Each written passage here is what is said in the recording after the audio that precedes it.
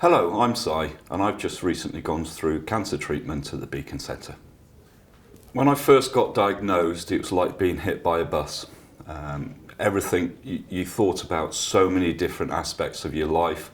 As I was the main wage earner, how I was going to pay the bills, how was I going to put food on the table, how would my family survive if I wasn't there. And obviously with treatment, it does have different effects on your body, but the thing that really got me through it was the support that I had from my wife, from my family, from work colleagues, and from the haematology team here at the Beacon Centre.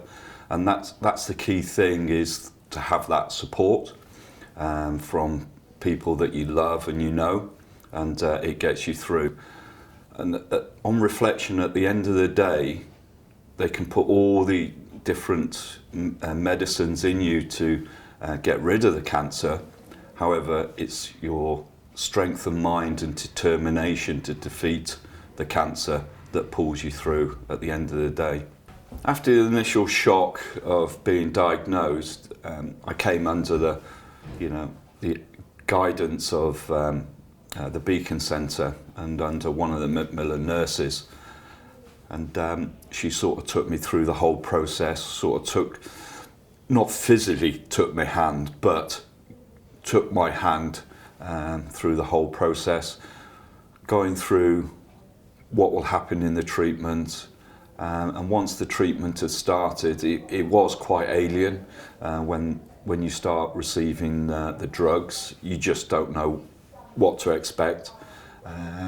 But they guided me through that with compassion and understanding, and then we took our time, and the drugs started to take effect and having a good outcome. But with everything, there will always be side effects from drugs. Everyone has different side effects to the various treatments. I had my particular ones, which was though I could sort of still work whilst going through chemo, I did have to manage my fatigue levels.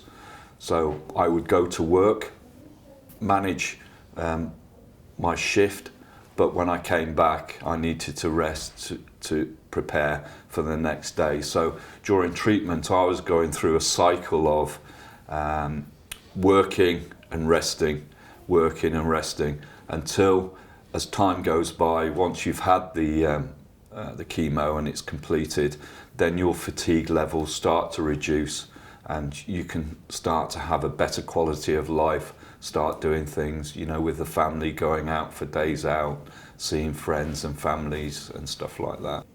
They knew their stuff, and they knew exactly your state of mind at any particular time. I know my Macmillan nurse identified that I needed to speak to somebody outside the normal, the treatment, because she noticed that my well-being wasn't what it was when she first met me. Initially, because of my background, I put that to one side. No, I'm fine, I'm dealing with it, not a problem.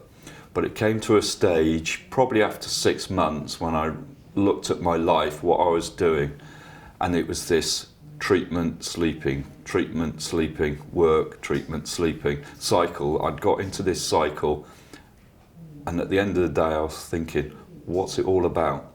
And it was at that particular key point, I had a eureka moment.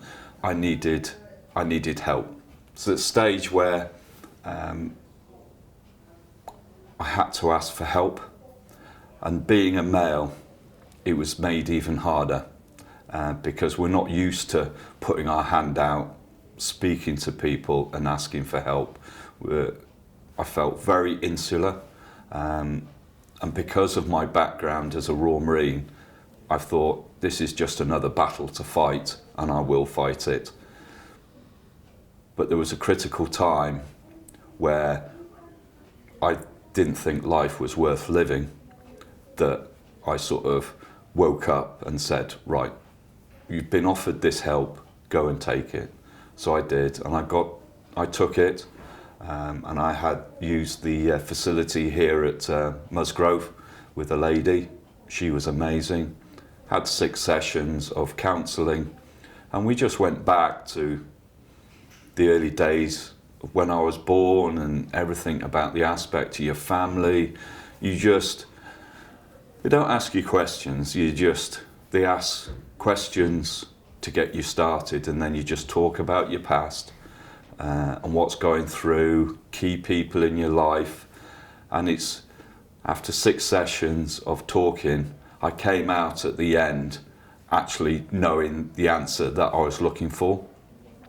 So with the cancer, it had fogged my thought process.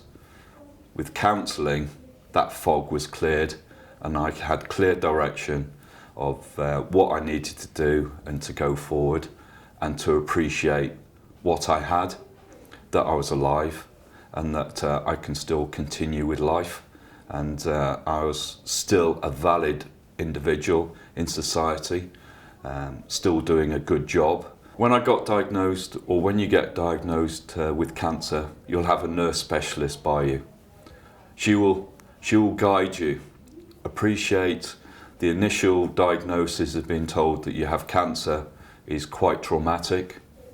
However, the nurse will take you, there's no rush, the nurse will take the time to provide you with information that you need, give you booklets which you can take away. I had to comprehend what I'd just been told.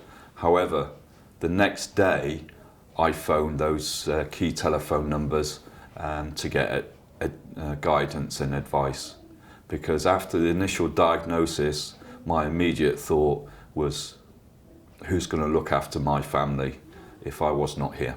So the key is to get that information from specialists at an early stage, so you can put your mind at rest about finance and other aspects whilst you're going through treatment.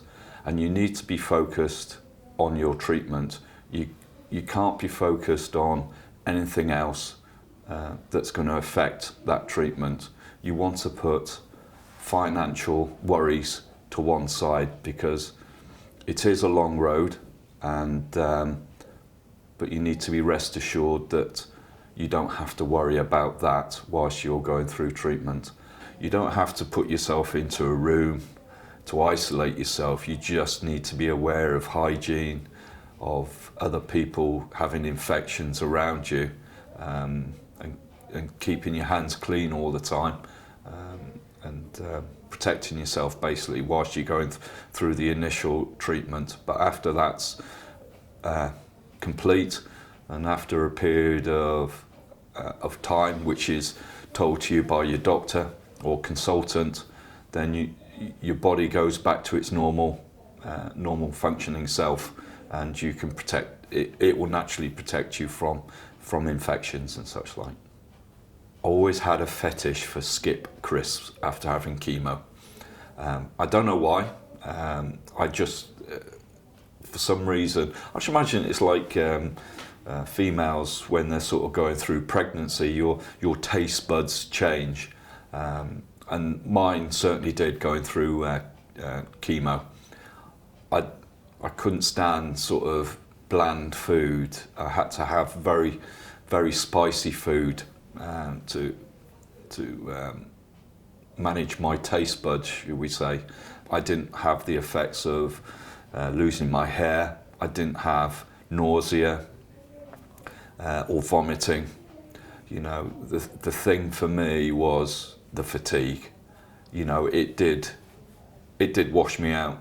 We used to have at home, we called it the get well sofa, and that's what I'd do. Is after I've had treatment, I would get on the get well sofa, watch a war movie or an afternoon film, you know, and just let the body to recover and not do too much.